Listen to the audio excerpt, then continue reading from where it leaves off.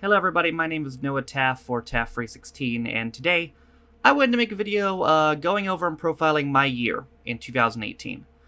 And I'm not going to sugarcoat anything in this video. I'm going to be completely honest as I can, because I need to be honest with myself as well as you guys. And I think this will be therapeutic in the sense that I need to get this off my chest, and get this out there, rather than just rattling around it inside my own head. It might feel better to actually hear myself say it. So 2018 was the weirdest year of my life, in the sense that, personally, in terms of my personal life, it was the worst year of my life by a considerable margin. But professionally, in terms of my YouTube, Twitch, all the stuff I'm trying to do for money, and, to build community and stuff like that, it was the best year of my life. To build a business, I guess, is to build a business is to wrap it all up. In terms of me trying to build a business, it was the best year of my life by a considerable margin. So I guess we should start at the beginning, and that means we have to start with the bad stuff. So January through April. Let me just make sure I'm recording real quick, because I'm gonna be pissed off if I end up not recording. Okay, no, we're good. January through April, I don't remember really at all. I feel like something happened, but January through April this year are a blur to me. And mainly because I was just doing the same thing, just still streaming every day. I was just trying to build my YouTube up, still racing towards 1,000 subs. I'd done a couple of reaction videos that had gotten like 10,000 views apiece, and those were my most viewed videos, and that was cool. But I didn't really think much of it, And then we get to May. So throughout the beginning of the year, my best friend Justin and I had seen each other less this year than we had any other year, because he was really busy. I mean, he had college full-time and a job. And I mean, I was not like I was his only friend as well. He had other friends too. So he had lots of friends. Not as many as close as me and him were, but he still had lots of friends. So, but we tried to make an effort to see each other at least once a month. And we were doing that. And sorry, there's a bird outside my window. I got distracted. And then May, I want to say 13th, rolls around. And at the time, I was trying to catch up on all the Marvel movies, because I had randomly seen Black Panther one night for the first time. I'm like, there's a lot of Marvel movies I haven't seen. So I was downstairs with my sister watching Civil War for the first time. And I left my phone upstairs. And like an hour later or something, however long that movie is, I went back upstairs. And there was a text on my phone from an hour ago from Justin saying, do you want to hang out and get food? And obviously I didn't see it, and I messaged him back. I'm like, oh, sorry, I was watching a movie. I'm still down to do something if you haven't eaten. He's like, oh, I just ate, is what he responded to. And then which I responded, that's okay, we can do something another time. And what I didn't know is that was the last conversation I'd ever have with him. Because 4 days later, I think, Justin died in a car accident. He was going like 80 or something at 2 in the morning and hit a tree. It killed him instantly. And I've never experienced pain like that when I found out he died. Because I had experienced death before, but not like that. Like, my dad died in November of 2016, but that was very different, because even though this sounds very morbid, I saw that coming, in the sense that my dad had very bad issues with alcohol and cigarettes for 20 plus years. And I remember probably to this date, like 5 years ago now, I had a night to myself at like midnight or something, and I bawled my eyes out, and I came to terms with the fact that my dad probably had like 5 years left to live. And in reality, I gave him 2 more years than he had. And, I mean, and also not to mention, he was in a hospital for like 3 months before he died, and also me and him didn't really end on good terms either, if I'm being honest. Kitty, not now, please. So that was different, because at least I knew that was coming. This was way out of nowhere. And yeah. I went from having the most friends I'd ever had in my entire life to having no friends in literally a second. Because after he died, and there's probably no one in my life I've ever been closer to than him, except maybe my sister. I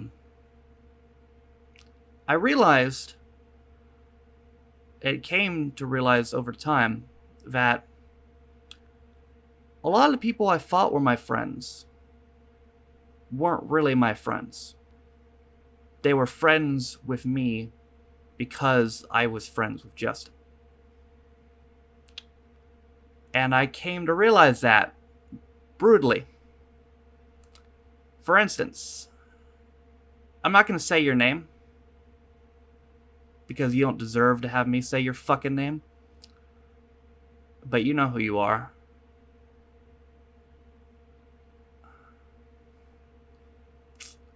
Piece of shit. So, you wanna know how I found out Justin died? I found out on Twitter. You wanna know why I found out on Twitter? Because you texted one of our mutual friends who lives in Sacramento, about 15 hours from here. We're on the bottom of California. He lives on the top of California. You texted him and told him what had happened. But you didn't think it worth your time. Motherfucker, you have my phone number. You've had my phone number for 2 years. 2 years.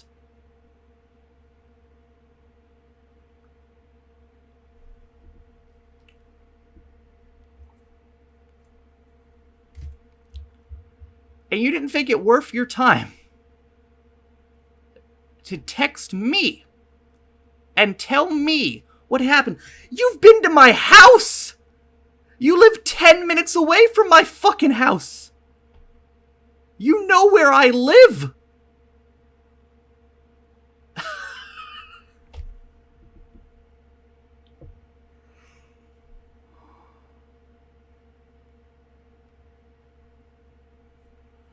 And you didn't think it worth your time to text me and tell me what had happened. Because I'm a piece of shit, right? Because I'm a piece of shit. You never think it worth your time to message me and ask how I was doing. You didn't think it worth... I did for you. I did for you because I cared about you. Clearly, that was a one-way fucking street, huh? Clearly. I've tried to check up on you since, gotten no response. Never once in your fucking life did you try to check up on me and see how I'm doing. Well, meanwhile, you're hanging out with the other friends that fucking conveniently stopped talking to me after he died and sharing stories. Well, I'm here by myself. Didn't get an invite to any of those things. Little bonfire you guys did? No, didn't get an invite to shit. That's fine. It's fine. I don't... No, actually, I do care. I do care. I care a lot. And that's the difference between me and you. I care. I care. You don't give a shit. Because I'm a piece of shit, right? Because I'm a piece of shit. That's what it comes down to. Is that I'm a piece of shit. Fuck you. If ever in your life you watch this, you know who you are. Fuck you.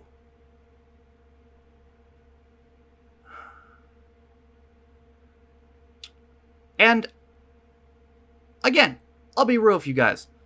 I don't have any IRL friends now. You wanna know a secret? I'm fucking fine with that. You wanna know why I'm fine with that? Because I'd rather have no IRL friends than a bunch of IRL friends who are fake bitches and don't give a shit about me in the first place. Justin is the only person who gave a shit about me. I know he cared. Because he was a good person. And he was my brother. And I cared about him. And I cared about the other people too. But they didn't give a shit about me. And there's not a goddamn thing I can do about that except bitch. And that's what I'm doing.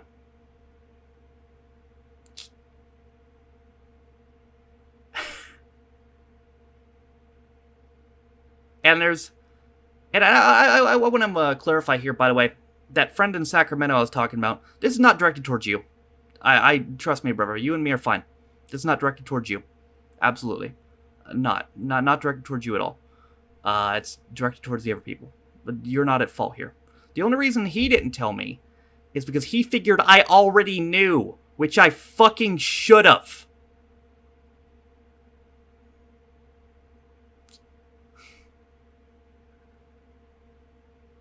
And there's one more person too. And you know who you are. Justin's Twitter has been tweeting ever since he died. Why has it been tweeting? You know why it's been tweeting? Because his Twitter and his YouTube were connected. So whenever he likes a video on YouTube, it tweets at the video he likes. It tweets at the video he likes. Someone's been on his account since he died, at random times, just liking shit, knowing that it tweets it out. And you know what the funny fucking thing about it is, too? I know who it is. I figured it out a couple days ago. I got no fucking proof. And that person's such a lying little bitch that they'll never tell me the truth. But I know who it is. Hell, I had someone else who has been talking to her recently ask her about it, and he showed me the screenshots. And you know what she told him? Oh, well, it's been liking videos on his account because Justin had like a like queue on his account to set up to like videos. Fucking what? Like, first off, if you're gonna lie, you could at least try. Second off, there's no such fucking thing as a like queue. Third off, if there was such a thing as a fucking like queue, I sure shit don't think he would set it up so he would like a fucking nail polish video in December. Don't think that's a real thing. If you're watching this, fuck you too. Fuck you even more. Because you have no goddamn fucking right to be on his account. You have no goddamn fucking right to be doing what you're doing. And you're a piece of shit. And I hope you know that.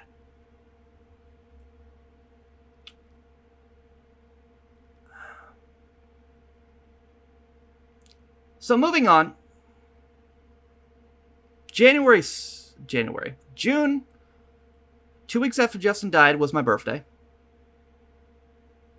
That sucked. My birthdays usually suck anyway, though, so, you know, same old, same old. June sucked until... Was it June? Yeah. To, like, the very end of the month. I think it was June. might have been July. I don't know. I'm mixing my dates up. I had randomly gotten like I saw like one of my commercials videos I had posted. No, you know what? It was July. It was July because I posted those videos in June. Because I recorded those commercials videos like 3 weeks after he died, and I shouldn't have been recording at the time. But recording and streaming was the only thing that took my mind off it, so I had to do it. Near July, I think, yeah. Those videos all of a sudden started to gain views. Out of nowhere. It went from like 1,000 views to like 4,000 like a day or something. I'm like, well, that's crazy. And I had gained 80 subs in a day, and it didn't really register with me. Because I'm like, huh, that's cool, I gained 80 subs in a day. When I should have been hyped about it. Because previously, before that, you wanna know what the most subs I had ever gained in a month was? 60. In a month. And I gained 80 in a day. But it didn't hit me. And one day I went from like 905 to like 985 or something. Or 95, whatever the fuck. 85, yeah. And I was like, cool. Maybe when I wake up I'll be close to 1,000 subs. Because I think I was at like 985 when I went to sleep. And I woke up. And I was at 1,023. And I'm like, whoa. What the fuck happened? And then by the time that day was over, I had about 1,400. And that was crazy. And then I proceeded to go to like 2,000 2 days later. And then I went to 2,000 to 3,000 in like a 3-day span. And shit, man. After that, I just started doing more and more to reaction videos. Again, I talked about this in a reading comment video. And Rob and I never really talked about it. We had like an unspoken thing where like we both just kind of knew. It's like, okay, we need to double down on this. And we did. And in August or September, I think it was August, I reached a year consecutive days of streaming. Yes, it was August. Because it was like a week after Justin's birthday. I reached a year of consecutive streams. And that, I did a 24-hour stream, which I had planned for a long time, and I was dreading. Because I'm like, how the fuck am I going to stream for 24 hours? First off, it was easy. And second off, it was the best stream of my life. I mean, I had consistently like at least 15 viewers the entire 24 hours. The chat, the entire 24 hours. I remember I did a 12-hour, like, last year, where, like, nobody talked in chat for, like, 4 hours. In this fucking 24-hour, there was never a span longer than, like, 20 minutes of somebody not talking in chat. And that was only, like, once or twice that span actually happened. It was consistently active for 24 hours. And that was one of the best days of my life. And it was maybe the first day where I started to feel genuinely happy again. And since then, you'd think I would have been gotten more depressed because shit has slowed down, obviously, you know. Like, I'm back, like, back then I was gaining, like, 100 subs a day, and now I'm back to gaining, like, 6 subs a day, you know. And, you know, back then my videos every reaction video would get, like, 20,000 views, and now the recent ones have gotten, like, 2,000 views. But it still doesn't bother me, because I still accomplished something. And that's just how shit goes on YouTube. It has peaks and valleys. And sure, we're back in a valley right now. But it doesn't mean we can't peak out of it again. You know? And I have confidence that we will. And I have what I always fucking wanted, man. I have a consistent audience. That every reaction video and every reading comments video, I see the same people that I always see. People that have been here since July when they came in and didn't leave. You know? And whether I'm a good YouTuber or not is completely up to you. But the fact that I was good enough to keep some people around for this long, the fact that I've been streaming for 2 years and I still have people on my stream that were in my stream 2 years ago, says to me that I must be doing something right. I must be. And I think I am. So now it's still December 31st for me. As I'm recording this, it's 3 o'clock in the afternoon. It's going to be 6 o'clock when I upload this. And by the time you see it, hell, maybe by the time I'm recording this, it's already 2019 for you. So Happy New Year. If residing, you're watching this from the UK, where most of my audience is from, so I just presume. And I'm hoping for a better year next year. Less drama-filled year. Maybe I can get better friends. And I have friends. I have a bunch of awesome friends over the internet. But maybe I can get some actual IRL friends too. Or maybe I won't. I don't know. But whatever happens, we made it. And I'm thankful that I made it. And I'm thankful for all of you guys who have stuck around. I'm thankful for all my friends that I still have over the internet. I'm thankful for Justin and his memory. Because, again, maybe aside from my sister, nobody has meant more to me in my life than he did. And I wouldn't trade the last 2 years that I spent every other day with him. Wouldn't trade that for anything. Nothing. All the streams we did together, the concert we did together, all the times we went out to food, all the concert we went to together, all the times we went out for food, the fucking camping trip where I chased him around a table and I slammed my knee into a table and I have a permanent scar on my knee from that. I wouldn't trade any of that. I would do it again and I wish I could. But I can't.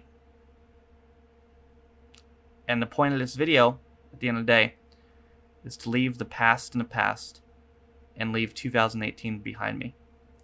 Because as much as I wish I could change shit, as much as I look back at some things in my life and say, man, if I had just said this or done this, it could have been different.